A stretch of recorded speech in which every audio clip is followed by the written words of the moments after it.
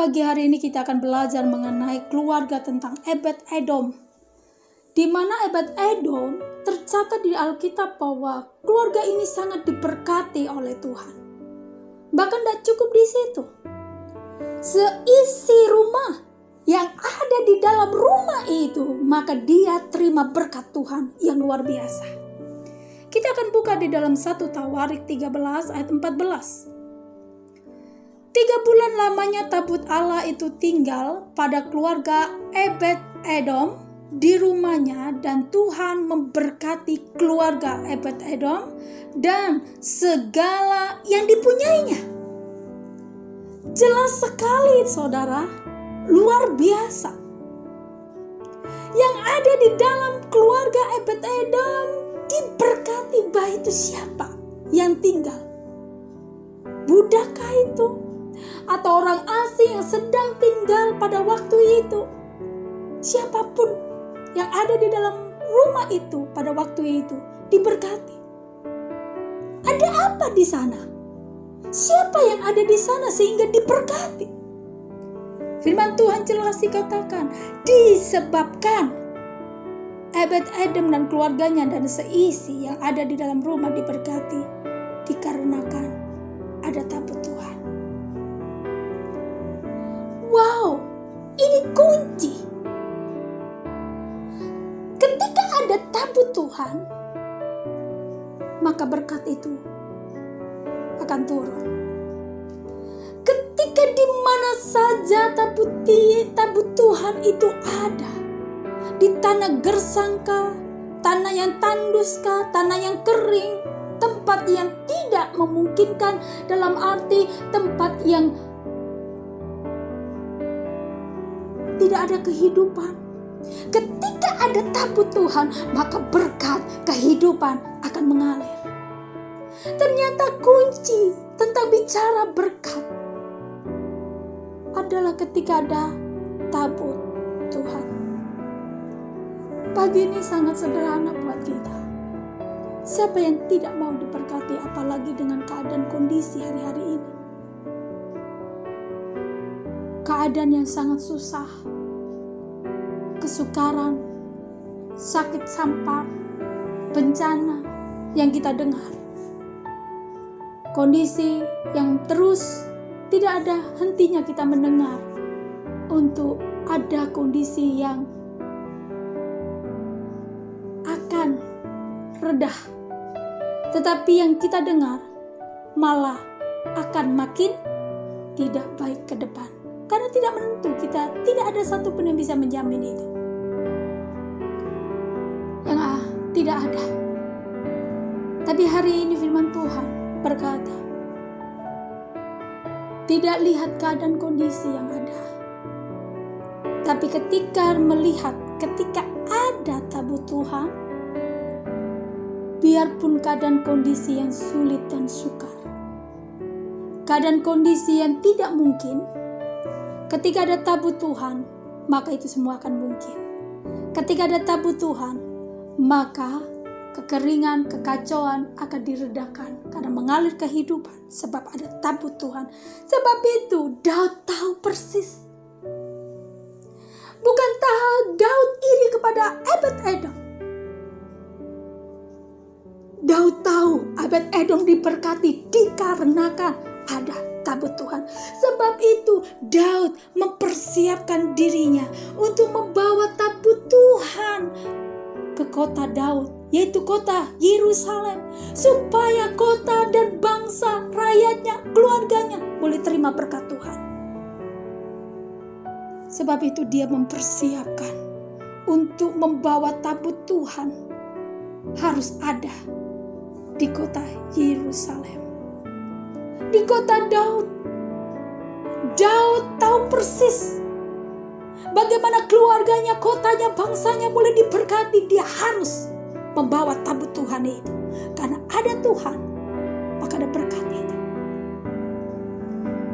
Dia mempersiapkan. Kita buka ada dalam 1 Tawarik 15. Daud tahu persis.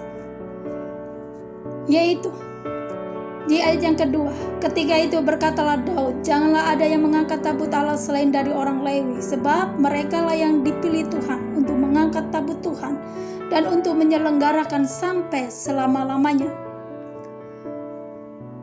Ayat 14, jadi para imam dan orang Lewi menguduskan dirinya untuk mengangkut tabut Tuhan Allah Israel.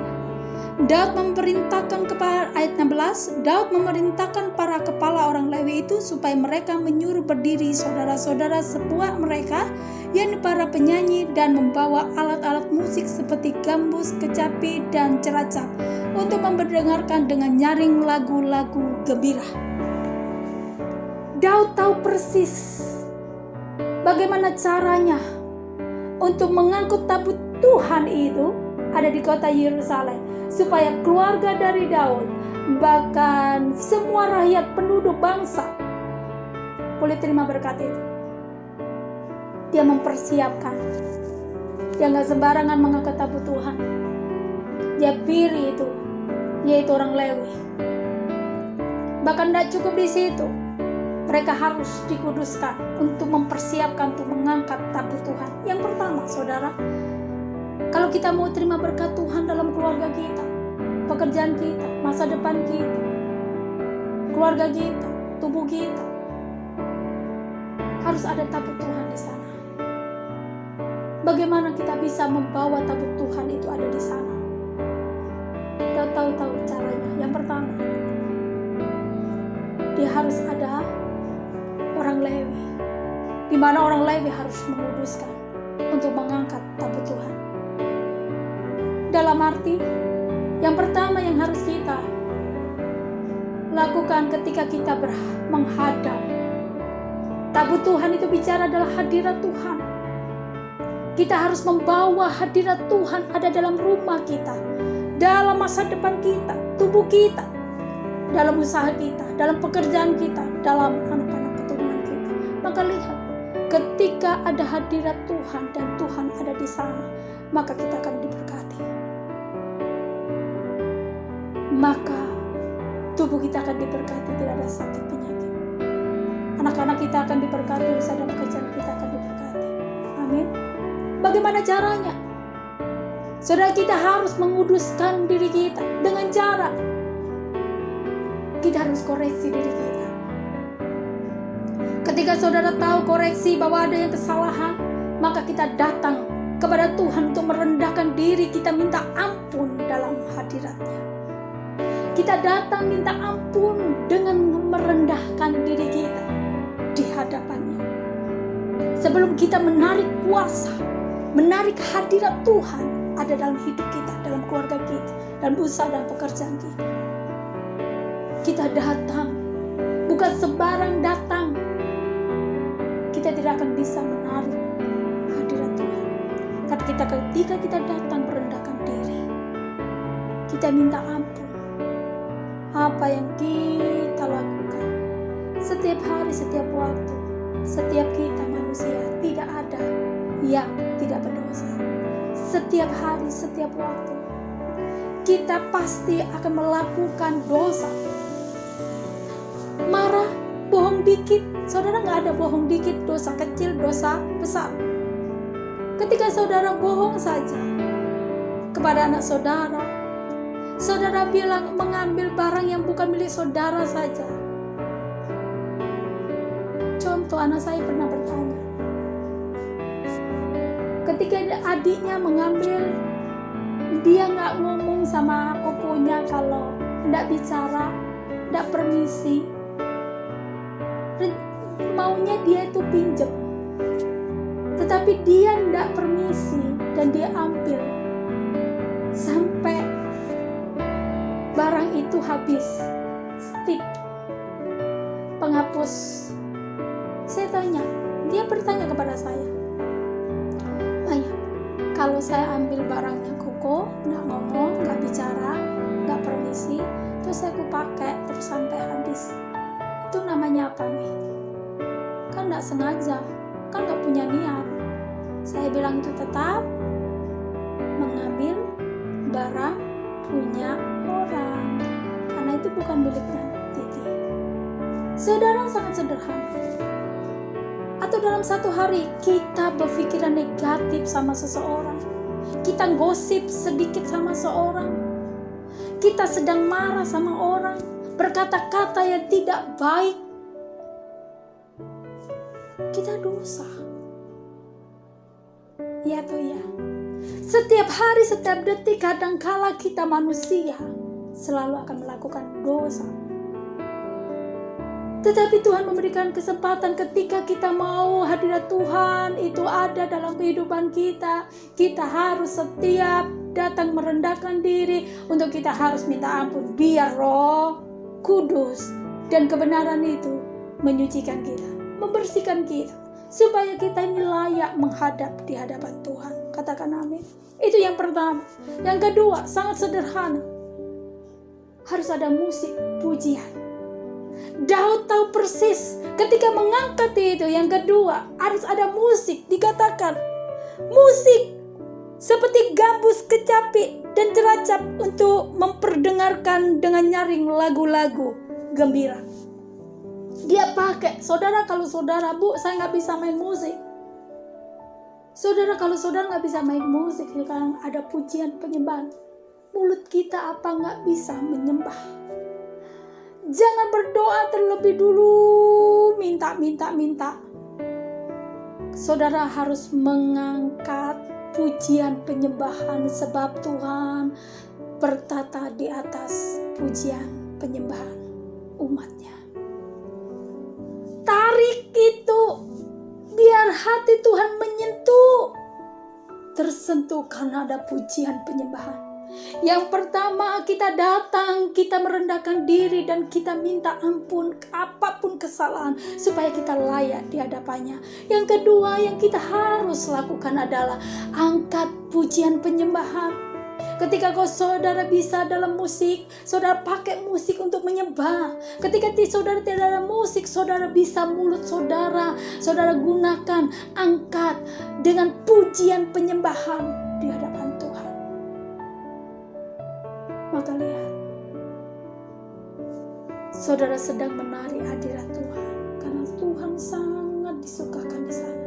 Dan jaga, biarlah itu tetap tinggal ada di rumah kita, biar tetap dalam keluarga kita, biar tetap hadirat Tuhan itu dijaga dengan nomor 1 dan nomor 2 yang kita lakukan. Maka ketika itu tetap ada dalam rumah dan keluarga kita, hidup kita, anak-anak kita, usaha dan pekerjaan kita, maka lihat, berkat, pertolongan, mujizat, keajaiban akan kita terima. Pagi ini sangat sederhana. Berfirman Tuhan ini menjadi berkat bagi setiap kita. Sangat gampang kuncinya. Kita mau terima berkat, keajaiban. Yang pertama kita harus lakukan, karena hanya tabut Tuhanlah yang akan bisa menjadikan itu. Dengan cara kita datang di hadapannya dengan merendahkan diri, minta ampun.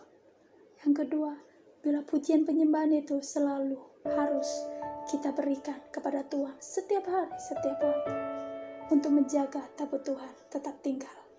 Tuhan Yesus memberkati. Mari kita berdoa. Terima kasih Tuhan, sangat bersyukur buat firman-Mu mengingatkan kami bahwa kami harus belajar setiap hari, setiap waktu, setiap detik untuk kami menjaga hadirat-Mu tinggal di dalam kehidupan keluarga kami, bahkan dalam masa depan anak-anak kami. Kami mau bawa hidup kami Tuhan pagi ini ke dalam tangan-Mu. Rencana usaha pekerjaan kami, keluarga kami, hidup kami, biarlah hadirat-Mu tetap tinggal. Engkau ada bersama dengan kami.